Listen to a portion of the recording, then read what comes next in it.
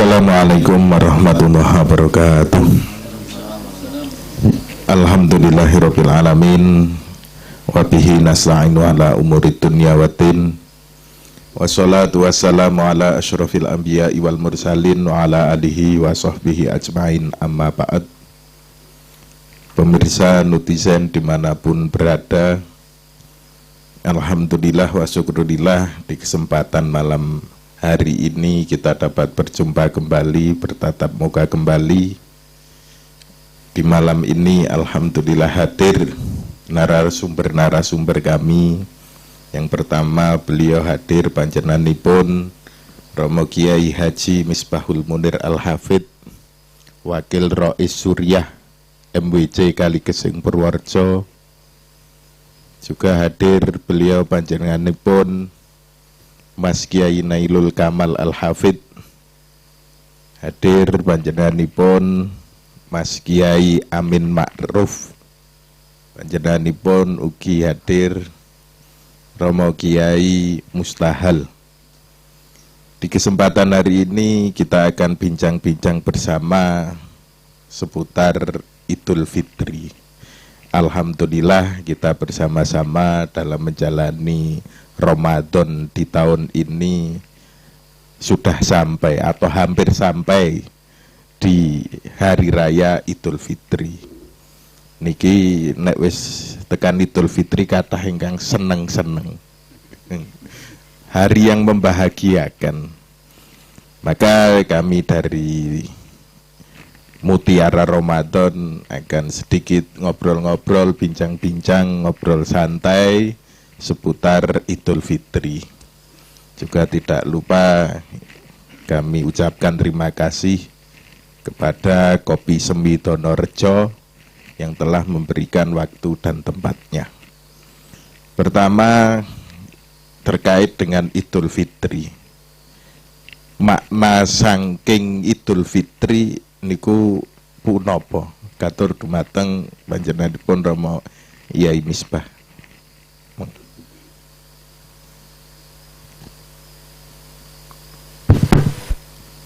Assalamualaikum warahmatullahi wabarakatuh.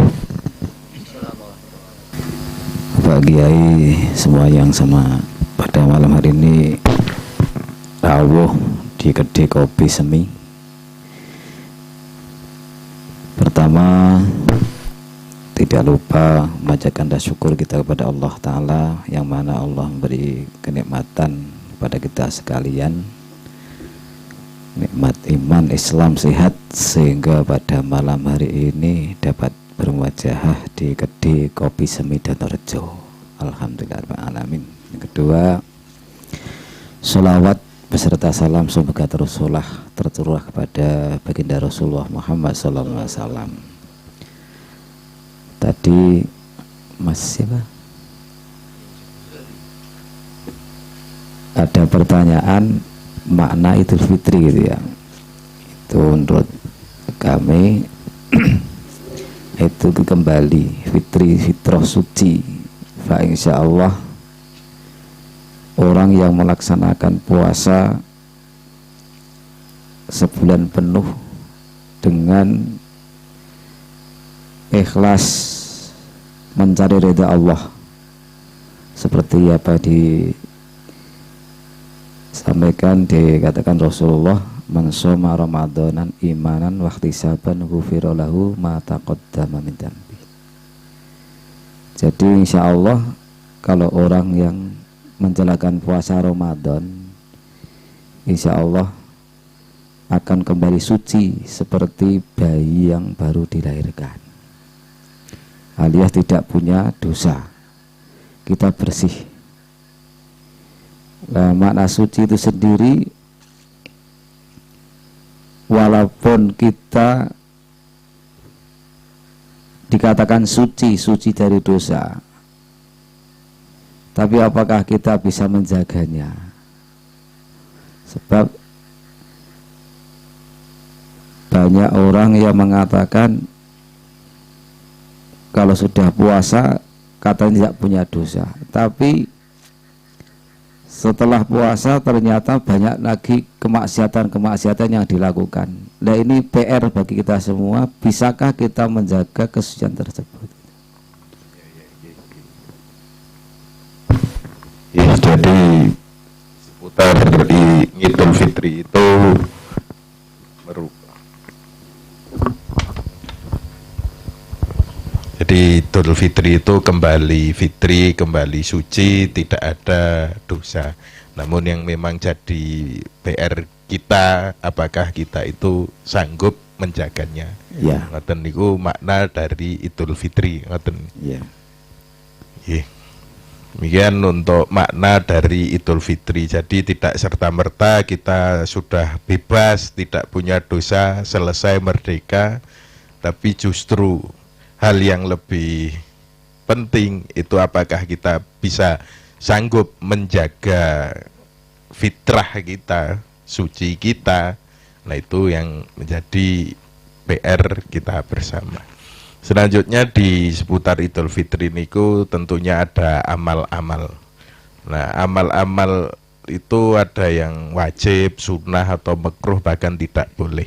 Nah untuk amal-amal wajib dari Idul Fitri niku napa katur panjenenganipun Yai Mustahal.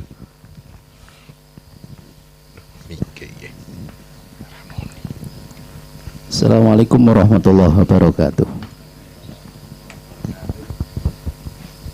Untuk amal-amal wajib ya, di Idul Fitri. Ya, kalau kita sudah masuk di Idul Fitri, malam Idul Fitri, memang ada kewajiban yang biasanya tidak ada di hari-hari yang lain. Kalau kewajiban yang lain seperti sholat ya sudah tentu itu, tapi ada satu kewajiban, yaitu kewajiban untuk membayar zakat fitrah. Ya. Jadi siapa? Memang ada kewajiban yang tidak ada kewajiban di hari yang lain. Iya betul ya. Siapa yang harus membayar zakat fitrah? Yang harus membayar zakat fitrah dia adalah siapa saja yang hidup menangi Ramadan dan hidup menangi Idul Fitri, malam Idul Fitri. Jadi seandainya ada seorang bayi yang lahir di akhir Ramadan dan masih hidup sampai malam Idul Fitri, itu dia juga wajib dibayarkan zakat fitrahnya. Begitu juga orang yang meninggal di malam Idul Fitri, dia juga harus dibayarkan zakat fitrahnya. Berbeda dengan anak yang lahir setelah maghrib, ya, ataupun orang yang meninggal sebelum sampai maghrib, itu mereka tidak diwajibkan untuk membayar zakat fitrah. Di kewajiban zakat fitrah baik pokoknya menangi Ramadan, menangi Idul Fitri, baik itu kelahiran ataupun kematian. Ya, itu orangnya. Adapun yang lain itu seperti yang wajib bayar fitrah itu adalah mereka yang mempunyai kelebihan harta untuk makan satu hari pada hari Idul Fitri itu.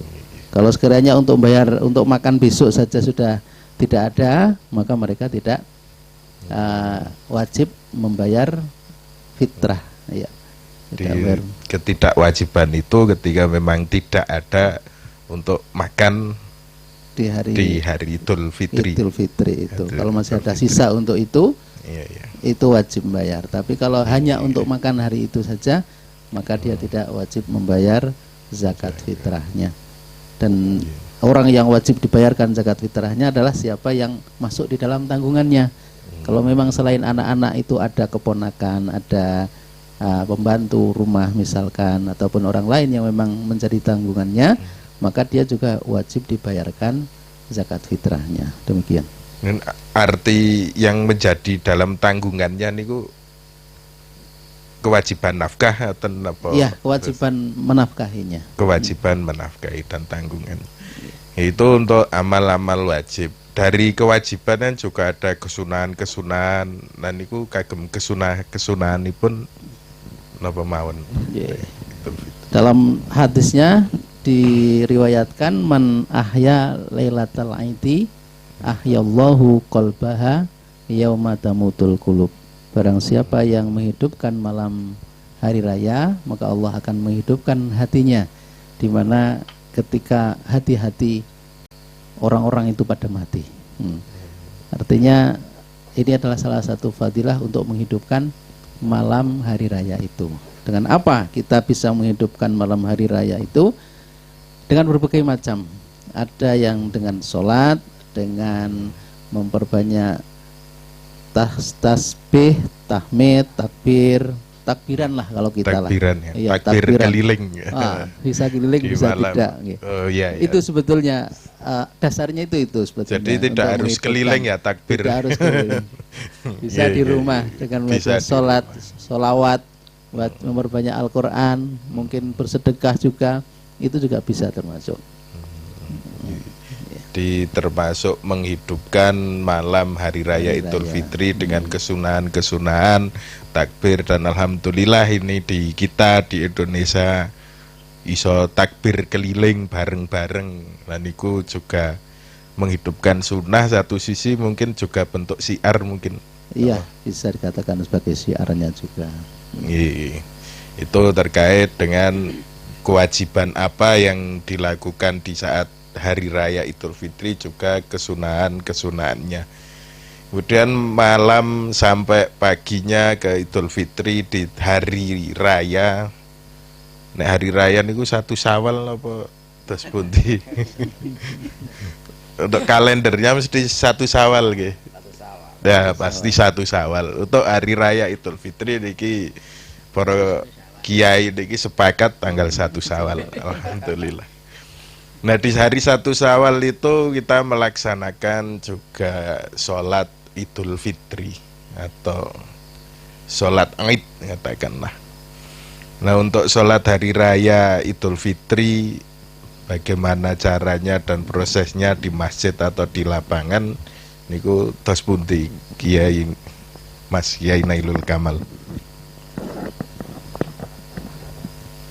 Ya, terima kasih waktunya. Terkait pelaksanaan sholat id, itu memang ada perbedaan pendapat antara ulama. Ada yang berpendapat dalam mazhab Maliki dan juga mazhab Hambali itu menganjurkan untuk melaksanakan sholat id itu di lapangan. Di lapangan. Sementara mazhab Syafi'i itu menganjurkan untuk tetap di masjid, kecuali kalau masjid itu tidak mencukupi untuk menampung jamaah. Jadi memang ada sebuah riwayat bahwasanya Rasulullah SAW yakhruju fil aidain ilal musalla fil Madinah. Jadi Rasulullah SAW di dalam melaksanakan sholat Idul Fitri dan Idul Adha, beliau keluar menuju musola. Musola di sini bukanlah musola seperti surau. Surau dan langgar. Surau langgar itu bukan. Musola di sini adalah sohro, lapangan yang dijadikan tempat sholat. Ya, itu dilaksanakan di Madinah. Wa kana man ba'dahu, begitu juga para sahabat setelahnya juga demikian, illa li udhri matorin wa nahwihi. Kecuali kalau ada udzur seperti hujan atau semacamnya, itu baru mereka melaksanakannya di masjid. Wa kana amatu ahlil buldan. Mayoritas penduduk negara-negara muslim juga demikian, dahulunya seperti itu, ila Makkah, ya, kecuali ila ahla Makkah, ya. Kecuali penduduk Makkah, mereka melaksanakannya di Masjidil Haram, tetap di masjid. Nah, oleh karena itu disinilah timbul perbedaan pendapat. Kalau mazhab Maliki mengatakan tetap utama di lapangan, sebagaimana yang dilaksanakan Rasulullah Shallallahu Alaihi Wasallam. Kecuali penduduk Mekah, karena di situ Masjidil Haram itu mempunyai keistimewaan sendiri. Ketika sholatnya bisa langsung melihat Ka'bah. Namun menurut mazhab Syafi'i tidak demikian. Kanjeng Nabi melaksanakan sholat id di lapangan itu karena Masjid Nabawi dahulu kan kecil. Beda dari sekarang ya. Ya, beda dengan sekarang. Jadi untuk menampung orang banyak tidak muat, sehingga dilaksanakannya di lapangan. Nah, penduduk Mekah di situ Masjidil Haram luas. Justru malah lingkungan di Mekah itu jarang-jarang ada lapangan yang lebih luas. Nah, sehingga penduduk Mekah melaksanakannya di masjid. Nah, dari situ Imam Syafi'i mengatakan bahwasanya yang utama tetap di masjid selagi masjid itu bisa menampung jamaah. Sebab masjid itu punya keistimewaan sendiri. Lah kecuali kalau masjidnya tidak muat untuk menampung jamaah, lah baru dilaksanakan di lapangan. Jadi menurut mazhab Syafi'i itu ngilatnya di situ, muat dan tidak muatnya, bisa menampung atau tidak. Kalau masih bisa menampung jamaah lebih utama di masjid. Tapi kalau sudah tidak muat untuk menampung jamaah, ya lebih baik di sohro, di lapangan. Begitu. Di pelaksanaan sholat itu bisa di lapangan, bisa di masjid. Iya. Jadi itu secara prinsip pokoknya tidak jadi masalah mau di lapangan ataupun di masjid. Iya.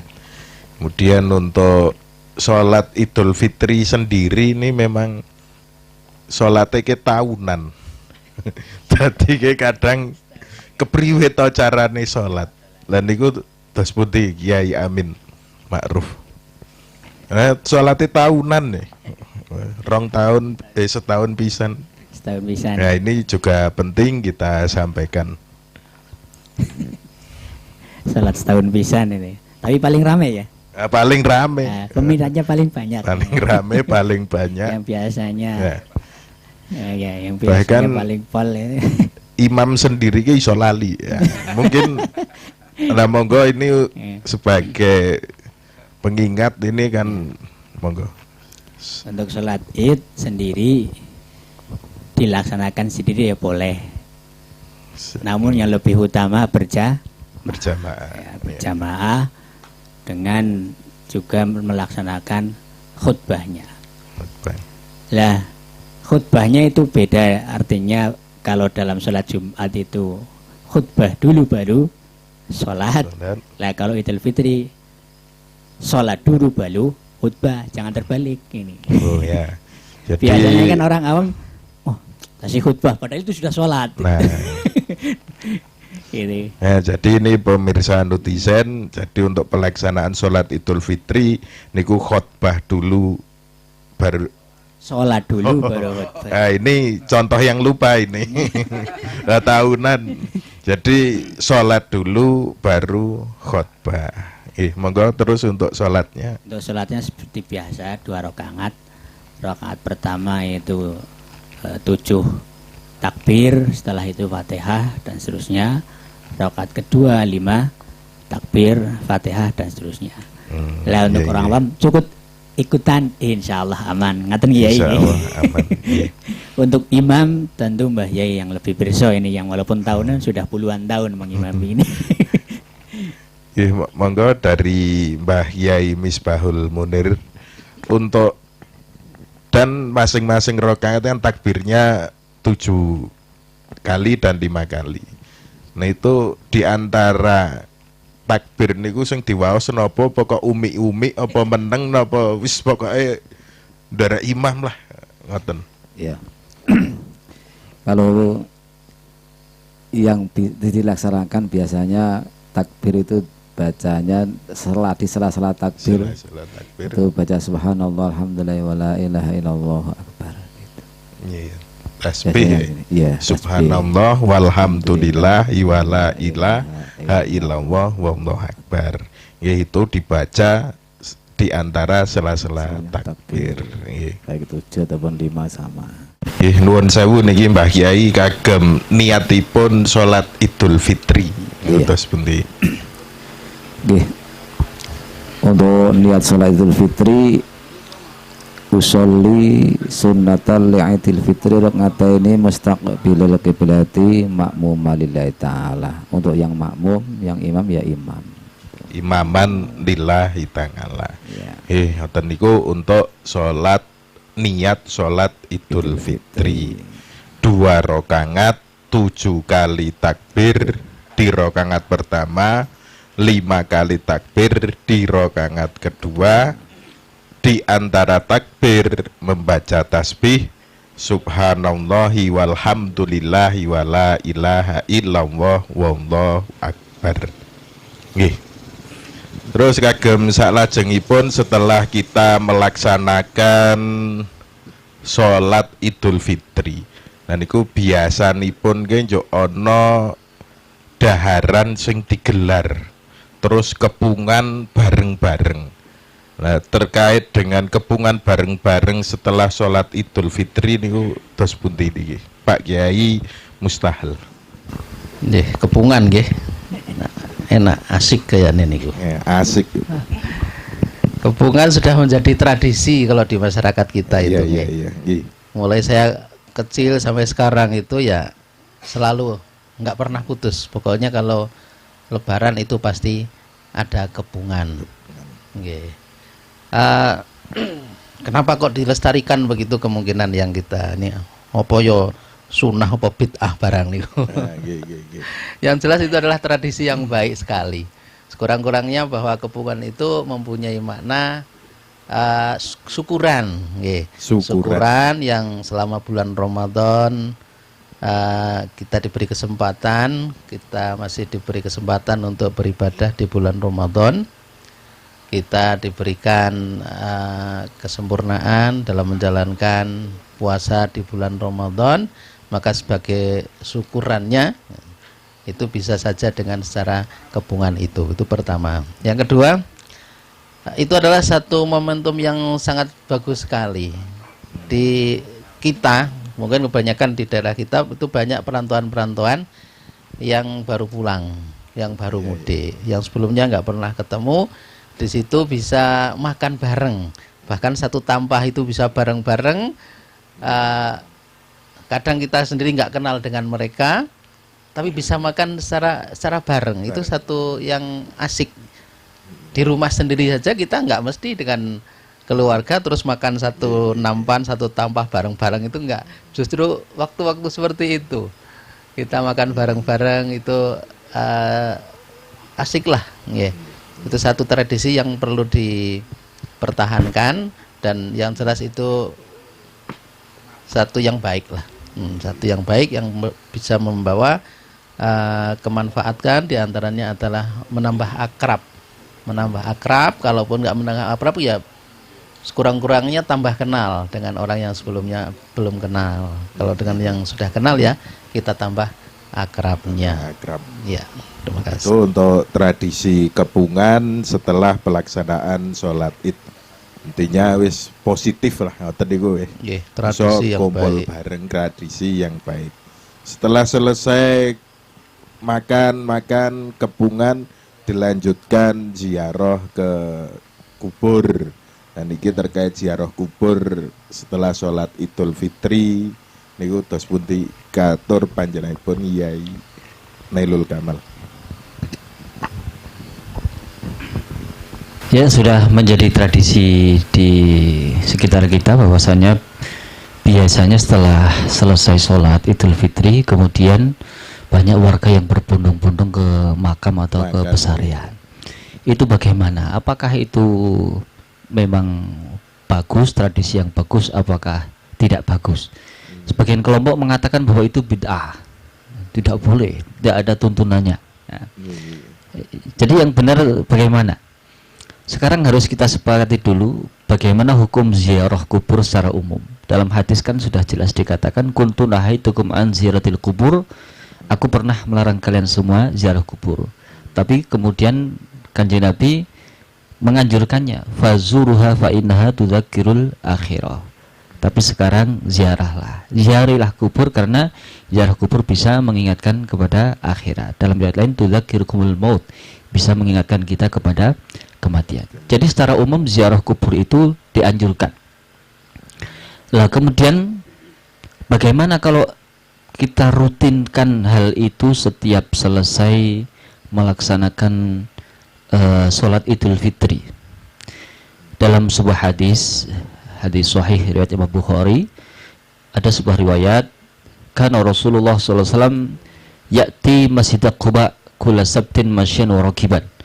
Jadi diriwayatkan bahwasanya Nabi Muhammad sallallahu alaihi wasallam setiap hari Sabtu mendatangi Masjid Quba masyan wa rakiban, kadang berjalan, kadang naik kendaraan.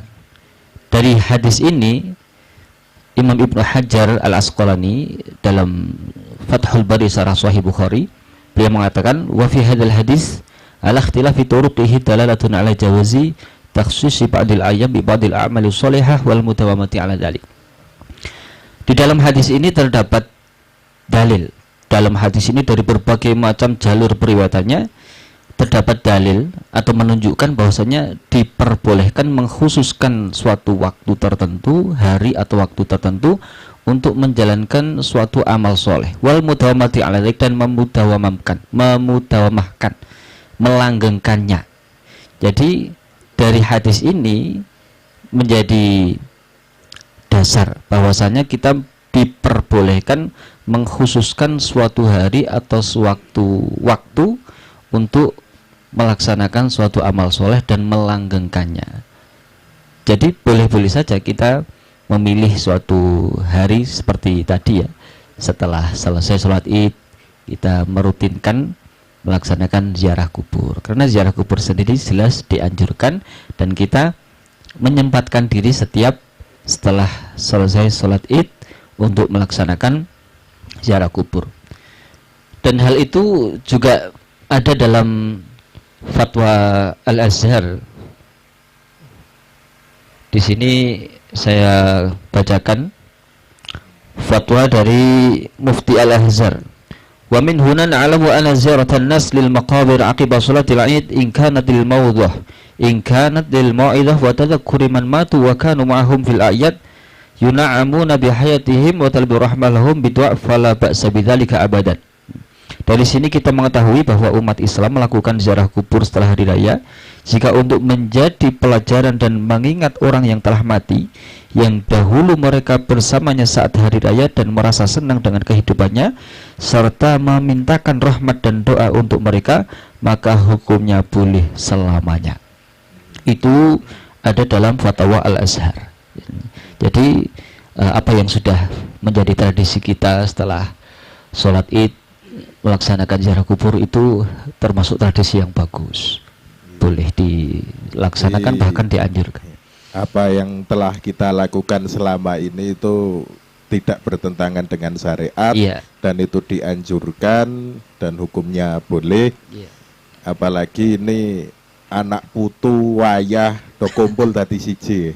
Itu momen yang langka. Momen yang langka, bareng-bareng ziarah ning kuburane, apalagi kuburan yang dulu semasa itu pernah bersama. Nah, iku iso kenal iki. Pemeneh mbahne, buyute, canggahe. Lah niku nek mboten ngoten niku ora kenal nggih. Mbahku sapa ngoten niku. Berarti untuk tradisi pelaksanaan ziarah di hari raya ini banyak sisi positifnya. Betul. Apalagi nanti tedak turune nggih, menyambung nasab. Iki lo makome mbahmu, iki makome mbah buyutmu. Nah itu memang sangat penting untuk dikenalkan ngoten niku. Itu untuk tradisi ziarah kubur. Selanjutnya di antara kesunahan-kesunahan di hari raya niku adalah puasa Syawal. Terkait puasa Syawal niki dos pundi? Baik. Carane atau fadilahe dan monggo. Terkait puasa Syawal itu memang ada hadis sahih yang diriwayatkan oleh Imam Muslim. Nabi Muhammad SAW bersabda, "Man shoma Ramadhana summa atba'ahu sittan min Syawal kana kasyamid dahri." Barang siapa yang berpuasa Ramadan setelah selesai kemudian diikuti puasa 6 hari di bulan Syawal, maka seperti orang yang berpuasa selama 1 tahun. Para ulama menjelaskan, kenapa bisa seperti puasa 1 tahun? Karena man ja'a bil hasanati falahu asru amsalihha. Setiap satu kebaikan dilipat gandakan minimal 10 kali. Lah, puasa 1 bulan kalau dikalikan 10 berarti menjadi 10 bulan. 6 hari dikali 10 menjadi 60 hari sama dengan 2 bulan. 10 bulan tambah 2 bulan sama dengan 12 bulan. Oleh karena itu, orang yang berpuasa Ramadan kemudian diikuti dengan puasa 6 Syawal, maka seolah-olah seakan-akan dia berpuasa selama 1 tahun. Kemudian untuk caranya yang paling utama langsung. Artinya setelah hari hari raya Idul Fitri setelah tanggal 1 Syawal, hari kedua, ketiga, keempat dan seterusnya itu langsung disambung puasa 6 hari. Itu yang paling utama. Tapi andaikan itu terasa berat, kemudian kita cari hari-hari lain yang kira-kira tamunya sudah sepi lah. Nah itu kan biasanya kan masih banyak tamu, pacitan masih banyak di meja-meja gitu. Nah, ya akhirnya memilih hari-hari lain yang kira-kira tamunya sudah sepi. Jadi tidak langsung, itu juga diperbolehkan. Tapi yang paling utama tadi ya langsung. Yang paling afdol, yang paling utama setelah 1 Syawal langsung disambung 6 hari. Tapi andaikan tidak langsung, di hari kemudian setelah 1 minggu baru puasa 1 hari, atau nanti bisa dilet-let, itu juga boleh. Tapi yang paling utama tetap nyambung dan berturut-turut. Tapi andaikan tidak nyambung dan mungkin pisah-pisah, itu tetap mendapat fadilah daripada puasa 6 hari di bulan Syawal. Dan itu pelaksanaannya masih di bulan Syawal. Masih di bulan Syawal. Ya. Nek besar ini ra entuk. Sudah beda lagi. Syawal. Nggih, Syawal. Jadi itu pelaksanaan puasa Syawal apa jenenge iki, puasa Nyawal. Sering kita dengar istilah Nyawal. Jadi pelaksanaannya itu 1 hari setelah hari raya Idul Fitri atau masuk tanggal 2, 3, 4, 5, 6. Pelaksanaannya secara berturut-turut, itu yang afdol, boleh juga dilet-let. Nah, maka juga kita sering dengar istilah Riyaya Kupat. Nah, Riyaya Kupat itu biasanya pelaksanaannya setelah selesai melaksanakan puasa Nyawal. Idul Fitri sholat pertama, kemudian Nyawal lagi, lah baru Riyaya Kupat hari ke-7 wonten Mbah Yai. Riyaya Kupat itu ada istilah Riyaya Kupat. Demikian rangkaian apa yang kita lakukan di hari raya ini. Setelah semua ziarah kembali ke rumah masing-masing, kumpul-kumpul meneh, dilanjut ke silaturahim bersama-sama. Nah, makna dari silaturahim atau basa Jawa yang sering kita kenal itu halal bihalal atau balalan cara Jawa. Niku makna dibalik hal itu balalan halal bihalal niku napa tos pundi Yai Misbah? Makna dari halal bihalal balalan apa meneh nih istilahnya? Ngoten niku. Ya. Sudah menjadi tradisi kita bahwa setelah merayakan hari Idul Fitri biasanya disambung dengan halal bihalal atau balalan apa itu. Memang disunahkan silaturahim. Silaturahim itu tidak terpanjang waktu sebenarnya, tapi momen terbaik biasanya kalau di Indonesia ini kan perantau-perantau kan pulang. Nah, kesempatan untuk silaturahim bahasanya halal bihalal itu kan sudah menjadi tradisi kita semua. Nah, halal bihalal itu sendiri kalau menurut saya itu orang yang minta maaf saling maafkan. Artinya kita saling maafkan, jadi kita kosong-kosong halal. Kalau kosong-kosong tidak punya dosa ataupun kesalahan kepada orang lain. Itu menurut saya begitu. Jadi halal bihalal itu ya cara Jawa nggih kosong-kosong. Mulane nek wong delok ngapura minal aizin wal faizin kok jawabannya kosong-kosong. Lah ini yang lucu kadang. Minal aizin kan tidak minta maaf itu. Kadang-kala bahasanya seperti itu, tapi yang afdal ya minta maaf sama manusia. Memang manusia tempatnya salah dan lupa, maka dari itu diadakan hari ini tradisi halal bihalal yang bagus banget untuk kita semua supaya apa, menjalin kebersamaan, menjalin ukhuwah persaudaraan, ukhuwah Islamiyah ataupun ukhuwah basyariyah. Sebab kenapa dalam di negara kita di Indonesia halal bihalal itu yang menjalankan bukan hanya orang Islam saja. Kalau hari raya Idul Fitri itu yang melaksanakan hal bihalal itu bahkan orang non muslim pun ikut di situ, nimbrung ikut halal bihalal. Bahkan non muslim pun ikut itu menyediakan pacitan atau makanan di meja-meja. Nah. Jadi itu memang tradisi yang sangat bagus sekali. Iya.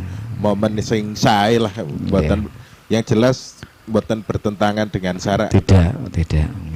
Jadi itu ukhuwah, yang penting ukhuwahnya itu. Ukhuwah kebersamaan. Kebersamaan. Dan awal munculnya istilah halal bihalal itu terus Budi Mas Yai Nailul Kamal.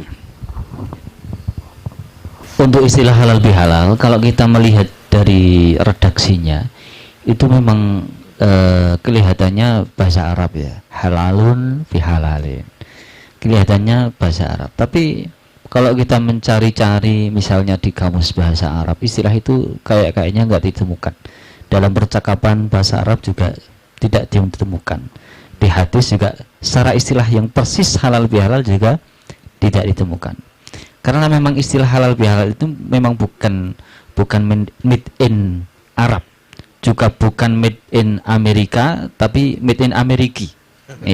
Ameriki. Bukan Amerika tapi Ameriki. Lokal sekali. Iya. Ya.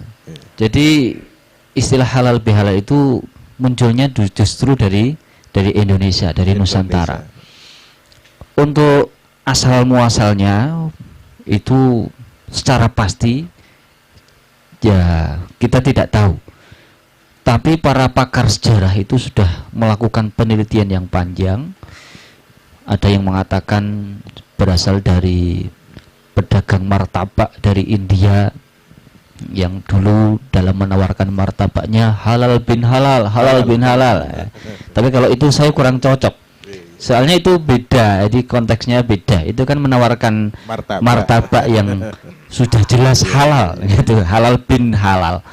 Nah, kalau ini kan halal bihalal.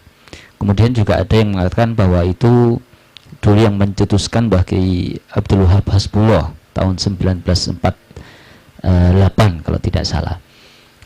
Tapi juga para pakar sejarah itu menemukan istilah halal bihalal melalui manuskrip kuno.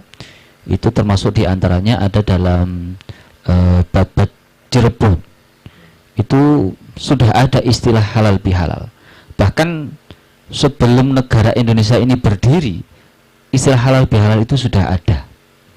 Jadi itu made in Nusantara. Sebelum negara Indonesia ini berdiri itu sudah ada. Tapi kemudian dicetuskan kembali, dipopulerkan kembali oleh Mbah Kiai Haji Wahab Hasbullah tahun 1948. Dikala itu di pertengahan bulan Ramadan, Mbah Kiai Abdul Wahab Hasbullah itu dipanggil oleh Presiden Soekarno. Dijak rembuk, intinya untuk mengatasi masalah yang panas di saat itu terkait elit politik yang tidak mau bersatu, satu sama lain saling menyalahkan. Padahal di saat itu sangat dibutuhkan persatuan bangsa Indonesia. Sehingga Mbah Abdul Wahab Hasbullah dimintai saran bagaimana untuk mengatasi masalah tersebut. Akhirnya Mbah Wahab Hasbullah memberikan ide, sebentar lagi kan kita akan bertemu dengan Idul Fitri. Buatlah acara silaturahim. Nah, kemudian Bung Karno mengatakan kalau silaturahim itu sudah biasa, itu hal biasa. Tolong buatkan istilah baru, istilah yang lain. Nah, kemudian Wahab Hasbullah mengatakan, oh itu mudah. Para elit politik itu kan saling menyalahkan. Saling menyalahkan itu kan dosa. Dosa itu haram. Lah agar tidak haram ya dihalalkan. Satu sama lain saling menghalalkan. Halal bihalal. Al halal yujza'u bil halal. Jadi halal dibalas dengan halal, saling menghalalkan, saling memaafkan satu sama lain. Nah, dari situlah kemudian semakin populer istilah halal bihalal. Di daerah mana-mana banyak orang mengadakan acara halal bihalal. Tapi ya karena orang Jawa itu biasalah ilat Jawa niku kadang-kadang sulit mengucapkannya, dari halal bihalal menjadi alal balal, dari alal balal menjadi balalan.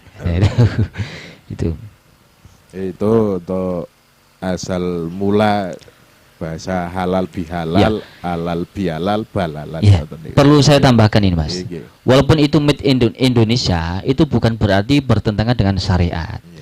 Itu perkara yang sangat bagus sekali. Kalau digaduk-gadukkan, sebenarnya di dalam hadis juga dikatakan, man kanat indahu madlamatun li akhihi falyatahallalhu minha.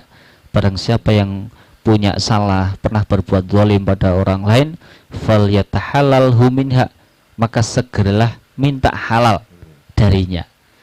Fa innahu laisa sama dinarun wala dirham. Sebab di saat itu, di hari kiamat, tidak ada dirham dan dinar yang berguna. Sudah tidak ada gunanya lagi. Sudah tidak ada gunanya lagi. Min qabli ayyukhadha li akhihi min hasanatih, sebelum diambil kebaikannya untuk menebus kesalahannya. Fa ilam yakullahu hasanat, apabila dia tidak memiliki kebaikan, ukhidha min sayyiati akhih faturihat alaih. Kalau dia tidak memiliki kebaikan, maka keburukan orang yang dizalimi yang akan diberikan kepada orang yang berbuat zalim. Jadi pada dasarnya sebetulnya minta halal, memohon maaf terhadap orang yang kita salahi, sebetulnya tidak perlu menunggu bulan Syawal, tidak harus menunggu bodo. Itu cuma untuk sekedar apa ya, ngawekani, mbok pilih, barangkali kita pernah melakukan kesalahan yang tidak disengaja, tidak disadari. Kalau kita sadar pernah melakukan kesalahan, ya sebaiknya tidak perlu menunggu bulan Syawal. Dan mungkin itu juga berangkat dari sebuah hadis, man shoma ramadhana imanan wa ihtisaban ghufira lahu ma taqaddama min dzambi. Barang siapa yang berpuasa di bulan Ramadan karena iman dan mengharap pahala dari Allah, maka akan diampuni dosa-dosa yang telah lalu. Lah, seseorang itu kan dosanya tidak hanya berkaitan dengan Allah, tapi juga ada kalanya memiliki dosa yang berkaitan dengan hakul adami.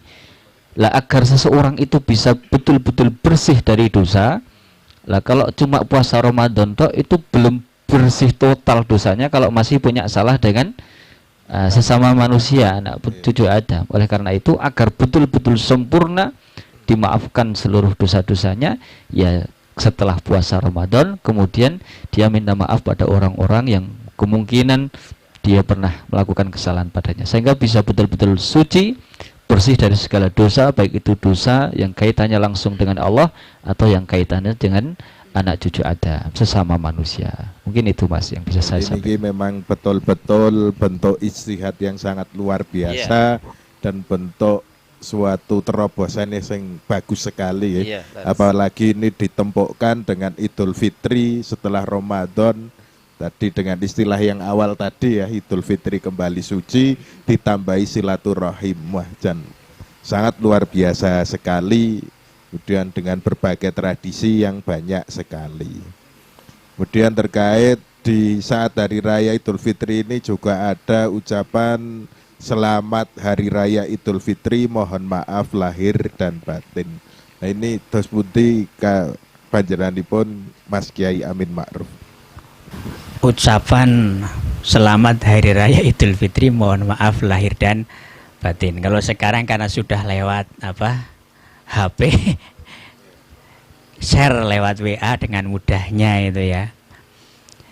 Jadi mengucapkan atau memberi selamat ataupun apalah bahasa Indonesianya dalam masalah langit itu hukumnya malah sunat itu. Ya dalam Fatwal Kubro itu ibaratnya secara garis besar macam ini, at-tahni'ah bil aid wa syuhur sunnatun. Jadi mengucapkan selamat ketika saat Id itu hukumnya sunat. Yang masyhur di wilayah kita itu selamat Hari Raya Idul Fitri ditambahi mohon maaf lahir dan batin. Lah, kalau saya pahami tambahan mohon maaf lahir dan batin ini juga bentuk istihad orang-orang terdahulu menurut saya. Karena kadang memaafkan kadang murgulus stok itu kan, zohiron la batinan itu kadang kan seperti itu. Waduh jane aku yo mangkel karo wong kae tapi yo piye meneh lah. Kata-kata ini masyhur sampai sekarang, mohon maaf lahir dan batin, meskipun mungkin belum bisa terrealisasi oleh kita secara hakiki, minimal untuk orang awam, untuk orang seperti kita dan yang di luar sana itu termotivasi untuk memberi maaf dalam proses tadi hal bihalal, silaturahmi dan sebagainya, zohiron wabatinan. Lah makanya selamat Hari Raya Idul Fitri, mohon maaf lahir dan batin. Ini saya kira bentuk apa ya? Bentuk syariat yang diakomodir terus dijadikan budaya oleh para ulama dahulu menjadi lebih mudah atau diamalkan oleh orang-orang awam secara umum. Ini kalau saya pahami seperti itu. Jadi hukumnya sebenarnya kalau dalam fatwa kubro mengucapkan selamat dalam ngid itu sunat malah. Memang banyak sekali ya rangkaian kesunahan mulai dari malam Hari Raya Idul Fitri. Tadi juga mengucapkan sendiri itu sunnah. Juga ada tambahan itu biasanya minal aidin wal faizin. Niku bahasane aidin napa dos putih niku. Lah ini kadang tadi disampaikan sekelas Yai Misbah. Sebenarnya ini kan apa ya? Potongan dari doa ya nggih. Jalana atau alamat lah janganlah wa yakum minal aidin wal faizin wal maqbulin wa antum bi khairin. Tapi ini kan sulit tentu untuk ditangkap oleh orang awam, akhirnya dalam bungkusan kado minal aidin wal faizin saja. Ini kan sebenarnya doa yang lumayan panjang tapi nggak tahu, mungkin karena kemampuan orang awam hanya bisa menangkap minal aidin. Kadang dalam mengucapkan gue salah, minal aidin wal aidin itu saja. Kadang kebalik-balik. Di kerdus-kerdus parcel ya cuma minal aidin wal aidin itu. Dikira artinya mohon maaf lahir dan padahal sudah dibuatkan kata-kata yang sudah masuk dari dulu seperti tadi mohon maaf lahir dan batin, tapi untuk lebih keren atau mungkin lebih islami ada tambahan minal aidin wal faizin yang sebenarnya potongan dari doa ja'alanallahu wa iyyakum minal aidin wal faizin. Semoga Allah menjadikan kita dan kalian semua termasuk golongan orang yang bejo ini apa? Selamat dunia akhirat lah ya. Kembali, orang yang kembali ke fitri diterima amalnya dan seterusnya. Lah hanya dipotong minal aidin wal faizin oleh, kalau saya pahami ini dugaan saya, yang memopulerkan minal aidin wal faizin itu iklan-iklan, satu iklan-iklan terus juga produk-produk gitu. Itu potongan minal aidin wal faizin. Itu seputar ucapan minal aidin wal faizin, selamat Hari Raya Idul Fitri, mohon maaf lahir dan batin. Secara keseluruhan itu positif semua. Dan banyak hal terjadi di Indonesia ini ya wabil khusus. Itu ada banyak sekali tradisi-tradisi kebiasaan di hari raya. Itu tos punti, monggo. Lah yang menarik ini mungkin nanti bisa di cross check di dunia ini. Mungkin Yai Mustahil nanti bisa cross check juga. Kelihatannya di dunia ini hari raya dan puasa paling rame itu kayak di Indonesia nggih. Belum masuk saja sudah rame jualan petasan. Iklan sudah rame, acara televisi langsung berubah drastis 180 derajat jadi acara Islami. Terus tradisi-tradisi menarik, ada takbir keliling, ada mudik, ada lagi apa? Itu tadi yang biasanya hari-hari biasa paling isinya gorengan satu piring, Idul Fitri langsung satu meja isinya opor makanan ayam, semua opor ayam. Yang kalau saya pahami tradisi satu tadi yang tentang perantauan itu pulang atau mudik, tradisi mudik katanya ini data sekarang katanya mau 123 juta mau mudik katanya ini di medsos, yang nggak tahu besok sesungguhnya berapa. Ini kan tentu tujuannya selain satu silaturahim itu ya. Yang kedua saya ingat ada syair Arab itu yang menarik. Kaman zilil fil ardi ya'laful fata wa haninuhu abadan di awwali manzili. Banyak tempat yang disinggahi oleh seseorang pemuda, tapi tempat yang ia kangeni, yang ia rindukan adalah tempat ia pertama hidup, yaitu rumah aslinya. sangat wajar jika merantau dimanapun ketika Idul Fitri pulang semua, gitu kan? Karena memang ya tempat yang dia kangeni ya pertama kali ngaten ya nggih. Itu syair yang saya ingat, wah ini masuk ini memang menarik ini. Kaman silil fil ardi ya'lahul fata wa haninuhu abadan di awali manzili. Itu sebelum Idul Fitri tradisi ini jelas ada mudik lah ya. Lepas hari raya ada takbir keliling, ada merconan dan lain sebagainya. Ini juga menarik menurut saya. Nggak tahu kalau di Mesir ada nggak ini ya. Di Mesir ada merconan, ada takbir keliling lah. Lah, saya memahami ini kenapa para kiai dahulu juga istilahnya tidak melarang, meskipun nyun sewu seperti mercon juga ada madorot lah ya. Ada madorot. Ini kalau saya pahami bentuk singar. Bentuk singar biar iki Idul Fitri kita ramaikan. Greng. Rame. Makanya kalau dalam Fathul Bari itu ada penjelasan menyerahi hadis apa saya lupa, tapi di bagian akhirnya itu intinya bahwa anak izharo surur fil ayat itu min syingaritin. Jadi menampakkan rasa bahagia pada saat Idul Fitri, Idul Adha itu termasuk syingaruddin. Lah izharu sururnya ini kan mesti beda-beda.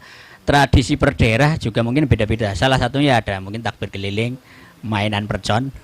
Apalagi ini kan banyak kan di daerah-daerah lain mungkin ada punya tradisi-tradisi yang unik. Itu. Ini semua izharus surur fil ayat, menampakkan rasa izharus surur. Iya, izharus surur, ngetokke senenge Idul Fitri. Itu tradisi saat hari rayanya Al-Farahnya. Setelah itu ada tradisi jelas maaf-maafan tadi, halal bihalal, silaturahim.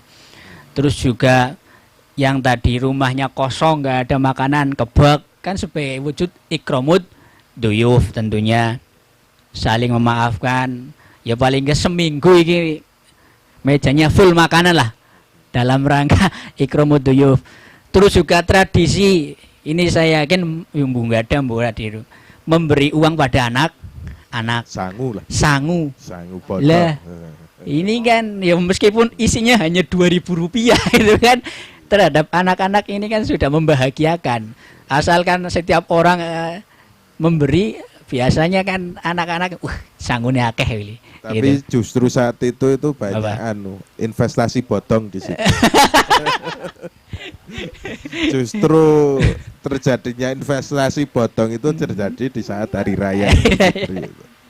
Itu. Untuk anaknya masuk ke orang tuanya.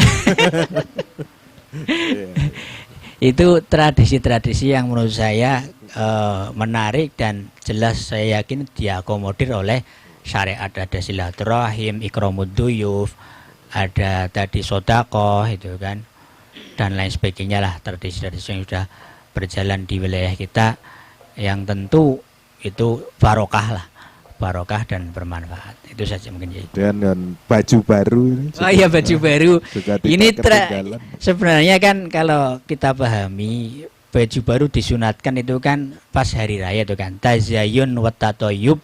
Salah satu tazayyun bisa menggunakan baju yang paling baik, bisa menggunakan baju yang baru gitu kan.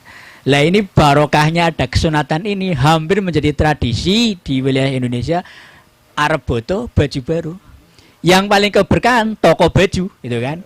Makanya ada guyonan ciri-ciri mendekati hari raya Idul Fitri adalah semua toko baju sudah penuh.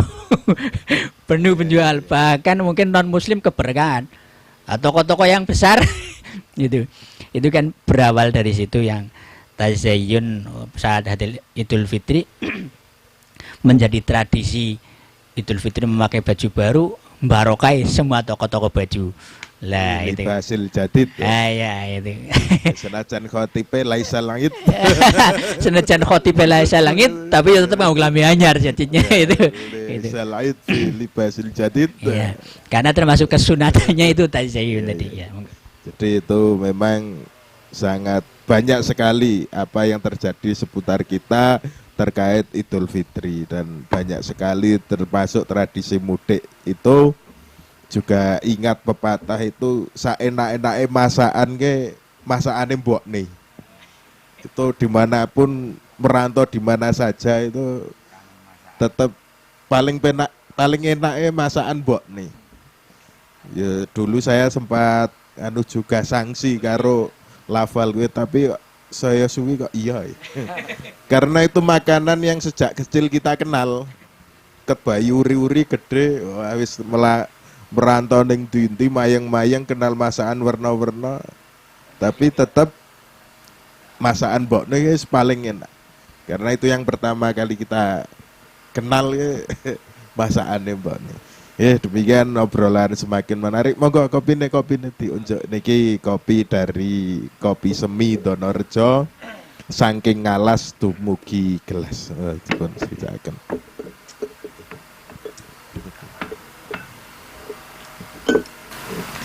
Demikian untuk obrolan kita di saat ini semakin menarik terkait Idul Fitri dan banyak hal sekali.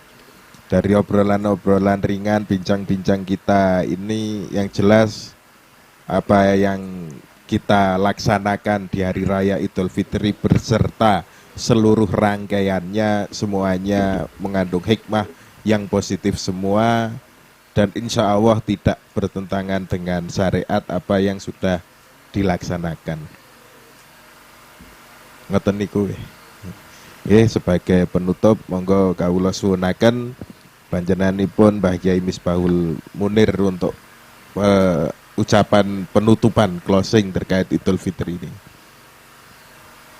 Monggo Mas Kyai. Pak Kyai Mustahil. Monggo.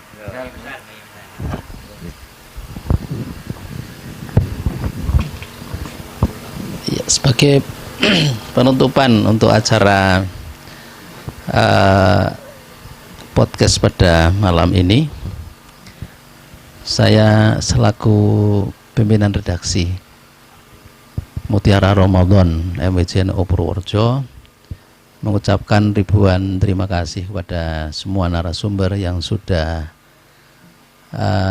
mengisi selama Ramadan ini dan juga para sponsor-sponsor lain yang membantu kelancaran acara ini. Saya ucapkan ribuan terima kasih, jazakumullah ahsanal jaza. Untuk khusus pada malam ini, marilah kita bersama-sama untuk mengeratkan tali persaudaraan kita, mengeratkan hubungan pertemanan kita dalam momentum yang sangat indah di hari raya ini. Semoga semua dosa-dosa kita diampuni oleh Allah Subhanahu wa taala dan dapat menjalankan ibadah-ibadah setelah Ramadan ini lebih baik daripada tahun-tahun sebelumnya. Karena di selama Ramadan ini kita sudah banyak belajar, banyak kita diajarkan di dalam bulan Ramadan ini untuk meningkatkan kualitas keimanan dan ketakwaan kita kepada Allah Subhanahu wa taala.